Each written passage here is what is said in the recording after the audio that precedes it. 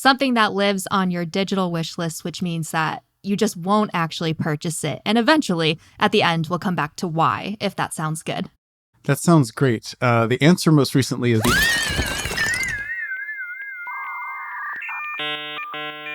You were not supposed to answer it. Now what am I supposed to do at the end? I'm kidding. We can cut that. We can cut that. We'll come back to it. Hello, and welcome back to the Commerce Collective podcast brought to you by Flywheel. I am your host, Emma Irwin, and today we are talking about incrementality.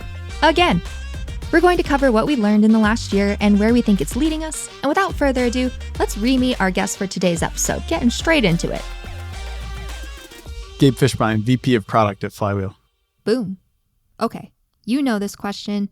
We've asked you it before, but I'm curious what the most recent thing you purchased on Amazon is. I had to buy a replacement Kindle as I left my Kindle in an Uber in Miami, but then I was able to retrieve it via mail after negotiating a UPS situation. And so I'm returning Kindle Paperwhite back to Amazon, hopefully this week. I'm impressed that you were able to get the Kindle from the Uber in Miami back to you. It was complicated and arduous. I was just traveling, and so I pretty much only read on airplanes. And so there was a very tight time window, but we were able to communicate with him, and the Uber driver was very generous, and with enough financial incentive, he was able to send it back. He was delighted to send it back. Perfect. Okay, I'm going to ask you this question. We'll come back to it at the end, and I don't remember what is on your digital wish list from the last time that we talked, if I even asked that. But I'll have to go back in time and figure it out. But something that lives on your digital wish list, which means that you just won't actually purchase it. And eventually, at the end, we'll come back to why, if that sounds good. That sounds great. The answer most recently is... There were totally no edits there. None at all. None whatsoever. Okay, moving on, because today we are obviously talking about incrementality for the third calendar year in a row, which means that incrementality has evolved and isn't going anywhere. Or so we'll see. To kick off this episode, we won't go on again about how incrementality isn't really a word, but I did ask Gabe to kick us off by telling us what his definition of incrementality is. I tell a joke that is if you get 3 people in a room and have them define incrementality, you'll get 4 definitions. And so I like to keep it really sort of simple, which is a sale that would not have happened without seeing an ad. Or it could have been a customer that purchased or wouldn't have purchased without seeing an ad. And so there's sort of like when you get past philosophy into measurement is where you start to see all the different ways that people define it. But overall, it's just like how effective is a specific ad unit or series of ad units that drive a user journey into ending in a purchase, culminating in a purchase. And so incrementality has really been the buzzword across a lot of different folks in the industry over the past year. And it's something that we still, really truly believe in as a concept. And so it just sort of requires this shift in what you pay attention to. And so historically, everyone obsessed over ACoS and everyone obsessed over ROAS, but we're now sort of seeing the customer as this much more valuable person, that it's not just a purchase, but a person behind that purchase.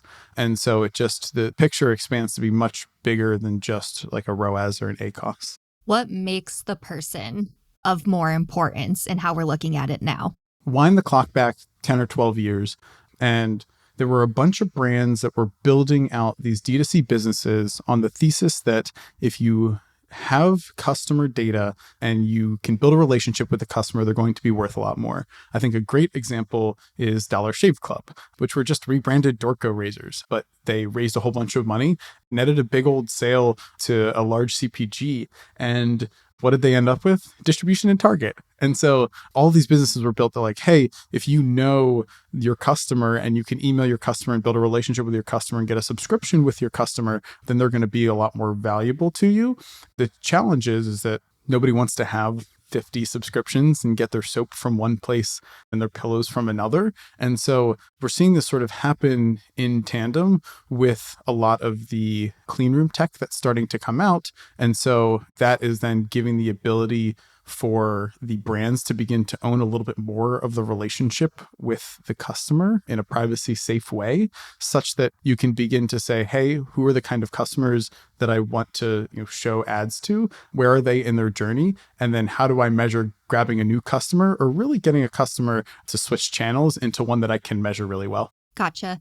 And so the last time that incrementality was really discussed in depth on the podcast, we went into kind of talking about, at the time, the best approach really being looking at consumer behavior like across categories, essentially creating these queries with some assumptions and searching for whether or not consumers are behaving in like this clicky or scrolly manner. And therefore that helps us understand incrementality at this very high level.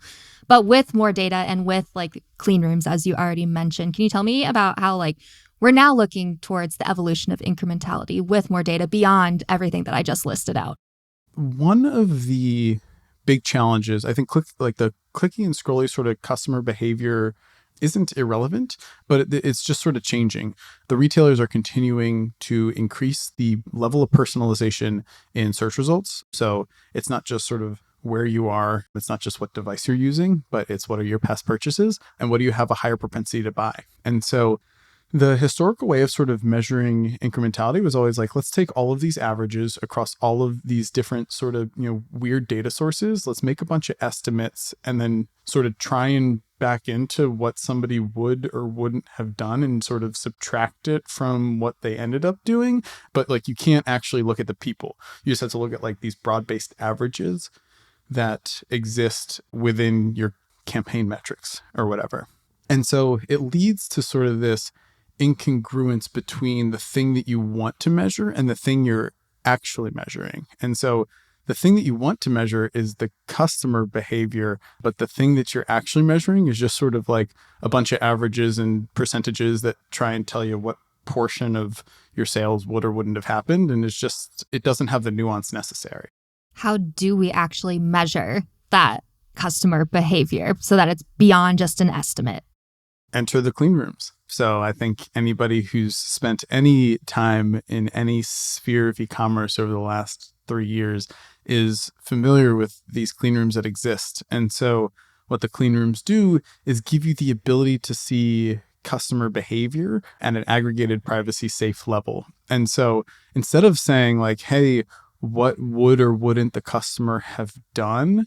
You can now actually look at the data and say, okay, what hadn't they done before in the past, call it 12 months, that I can say deterministically they have not done, and then they exhibited a certain behavior. And so that's sort of the start where you can say, hey, somebody is now new to my brand and really new to channel, because we know that oftentimes, people have not purchased laundry detergent for the first time ever in their life, but really that they're purchasing it maybe for the first time on e-commerce. And so you see a lot of this channel shifting behavior, but there's really this moment of truth where there could be a jump ball of, hey, someone is now searching for laundry detergent no longer in the aisle at the brick and mortar store, but now on e-commerce. And so the subscription behavior, the repurchase behavior is so strong there that it's really important to capture that customer, not just figuring out sort of all the touch points leading up that give them a higher likelihood of buying, but also now you can measure the downstream impact after that first purchase of, did they buy that same SKU again? Did they buy another SKU within that brand?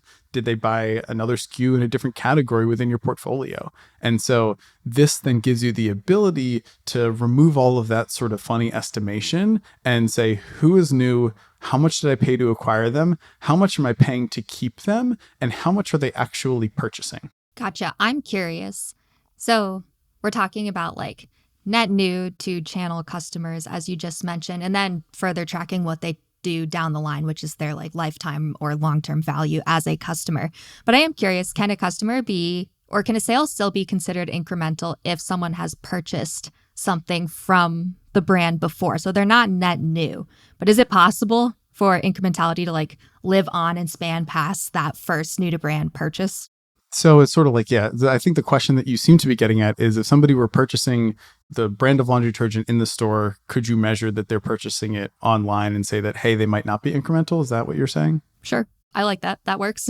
There's not really a great way to do it. I think that the next obvious question I think everybody's asking is, hey, how do you measure across these things? And the point of the walled garden is data can't get in or out in a way that you can map across. And so it's like, did somebody browse in store in one store and then purchase on e-commerce for a different retailer? You sort of like can't really do that.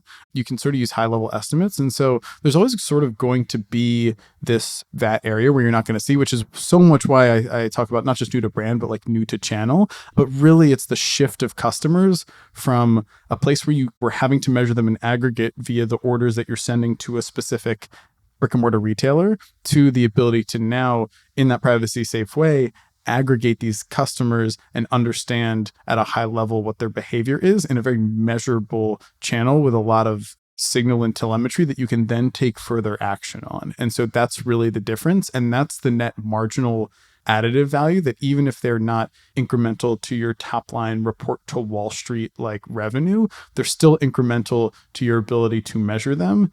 And then you have the ability to drive additional value via further activity against those customers. Got it.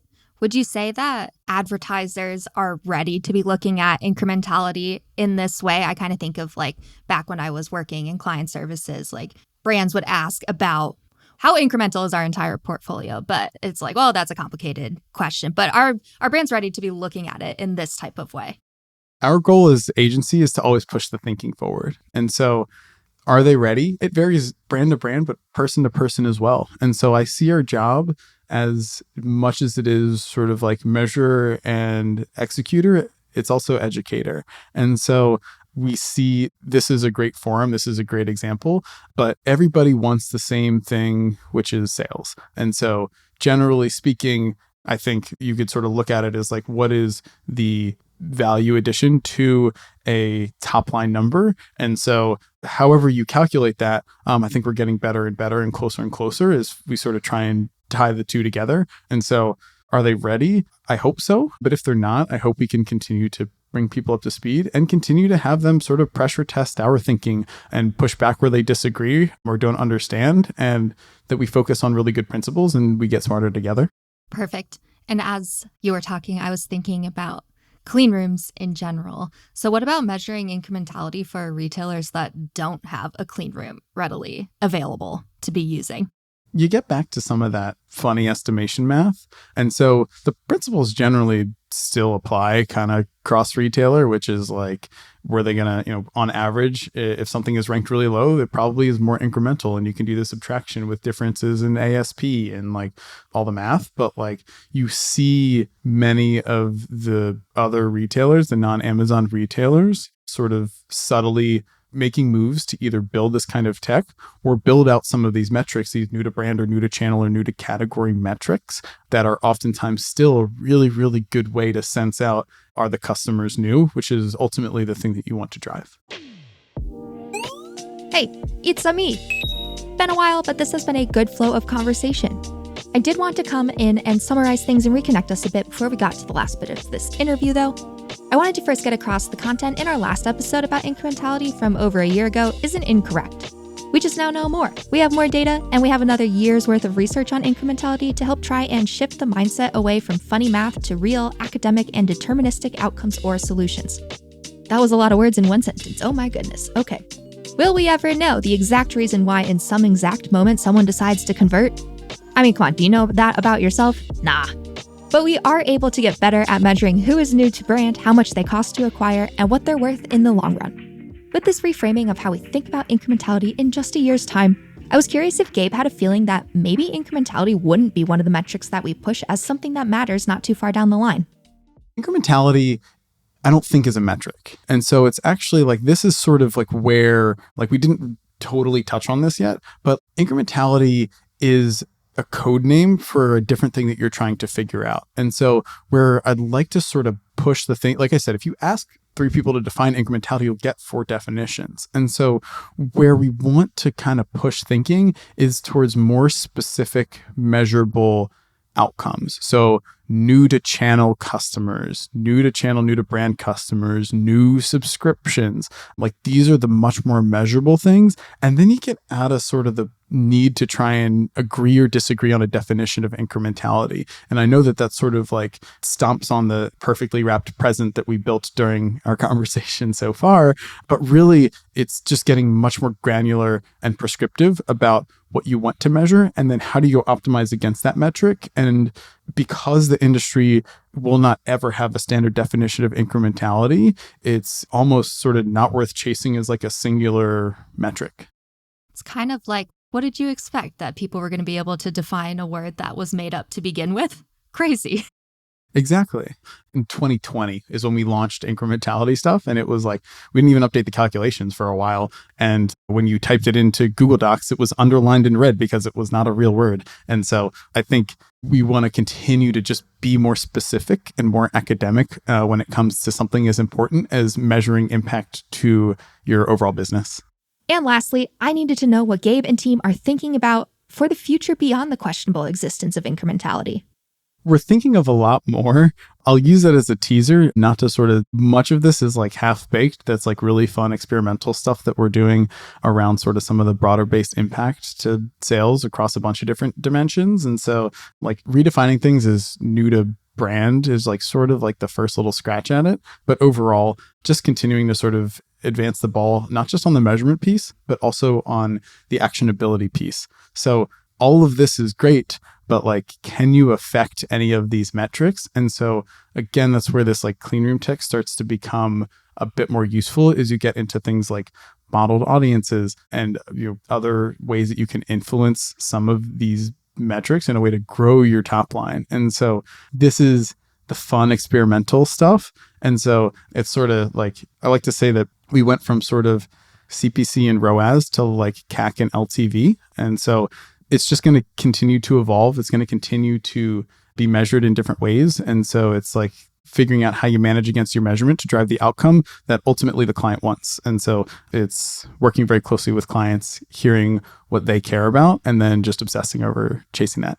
And so what you're saying is that you should come back again in like a year and we'll talk about what else is up and what is either more fully baked or what is new and half baked. Yeah, I will come back anytime you'll have me. Hey, I'd love to go back to the digital wish list question that you totally didn't already tell me, but I'm going to something that is in a cart of yours that you won't actually purchase and why.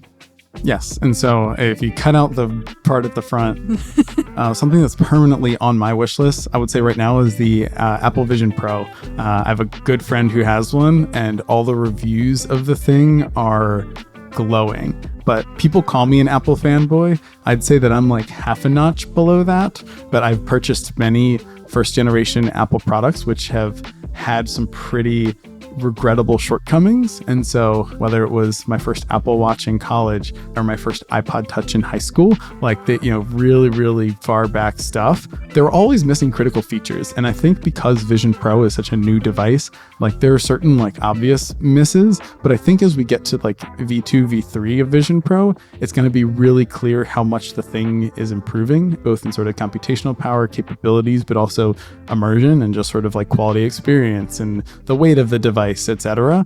And so I'm really excited to try it on at the Apple Store and try my friend's Vision Pro. And then V3, I'll probably be plugged in and locked on my couch watching something in theater mode.